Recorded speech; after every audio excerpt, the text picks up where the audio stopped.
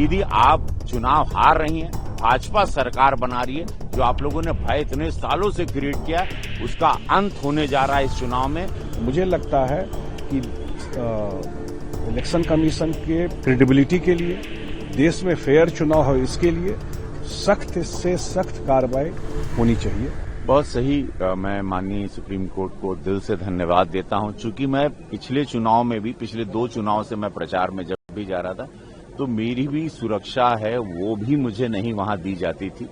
बड़ी दिक्कत होती थी। एक सुरक्षा कर्मी भी हमको दिया था, दुबला पतला सा था, उनकी सुरक्षा हमको करनी पड़ती थी। तो ये वहां की स्थिति है। अब ये सोचिए जान के और कि कोई अटैक हो जाए, किसी कोई हत्या कर दे, कोई लोग भीड़ आके किसी को मार दे, प्रचार में आए, और ये भाजपा के लोगों के साथ, भाजपा के सांसद, विधायक, मंत्रीगण, भाजपा के कार्यकर्ताओं पे, और लोगों इतिहास भी आप लोग जानते हैं, कई 100 भाजपा के कार्यकर्ताओं की हत्या अभी तक कलकत्ता में हो चुकी है। तो मैं ये साफ आप लोगों को बता देना चाहता हूं, लेकिन दीदी को भी आप लोगों के माध्यम से बताना चाहता हूं कि दीदी, जो जेन्युइन खबर है वो ये है कि दीदी आप चुनाव हार रही हैं, भाजपा सरकार बना रही है।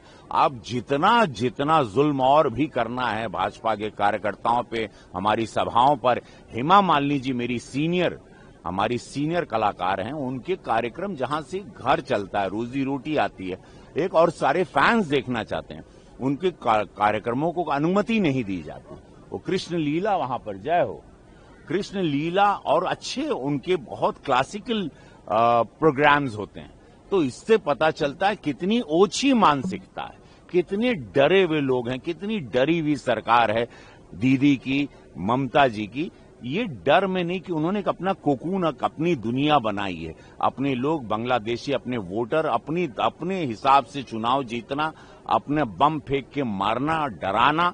लेकिन अब वो समय खत्म हो गया। अब वहां बदलाव आ रहा है, भाजपा की सरकार बन रही। दीदी, आपका आतंक और आपके लोगों का जो डर, भय, वो बिहार यूपी के लोगों पर भी है कि भैया ना ही वोट नहीं दे जाए, ना तो लोग घर पे हमारे बम फेंक दिए।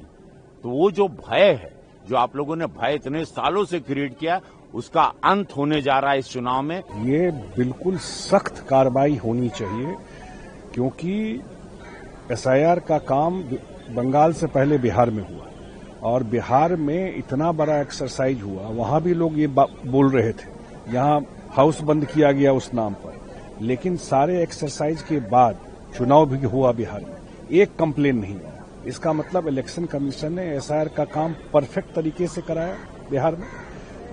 तो बगल का स्टेट बंगाल है, डे 1 से, जब से ये घोषणा हुआ एसआईआर होगा, वहां की सरकार इसके खिलाफ, जो इलेक्शन कमीशन के खिलाफ और एसआईआर के खिलाफ माहौल वहां बनाती रही, और अब तो फिजिकल असॉल्ट की तरफ जा रही, जैसा वहां सुन रहे हैं। तो मुझे लगता है कि इलेक्शन कमीशन के क्रेडिबिलिटी के लिए, देश में फेयर चुनाव हो इसके लिए सख्त से सख्त कार्रवाई होनी चाहिए। प्रभातखबर.com, विश्वास वही, रफ्तार नहीं।